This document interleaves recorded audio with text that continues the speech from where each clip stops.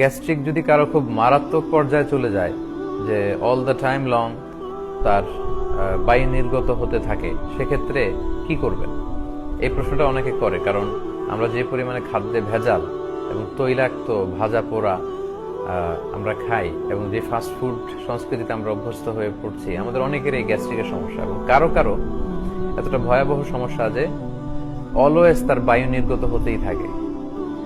অনেকে বলে যে হুজুর অজু রাখতে পারি না, আমি কি করবো? এই ভাইয়ের বোধে এই ধরনের সমস্যা। যদি অবস্থা এই পর্যায়ে চলে যায় যে অলওয়েজ বায়ু নির্গত হতেই থাকে, আবার অনেকে বলে যে তাদের ইউরিন ড্রপ করতেই থাকে, এটাকে তারা নিয়ন্ত্রণ করতে পারে না, এই পরিস্থিতি যদি হয়, তাহলে সেক্ষেত্রে আমরা বলি প্রত্যেক সালাতের জন্য একবার করে অজু করবেন। That's it. যেমন জোহরের সালাতের জন্য আপনি একবার অজু করেন, সাথে সাথে যদি অজু ভেঙেও যায়, কিছু করার নেই, আপনি সালাত পড়ে ফেলবেন। জোহরের জন্য একবার অজু করবেন এবং সাথে সাথে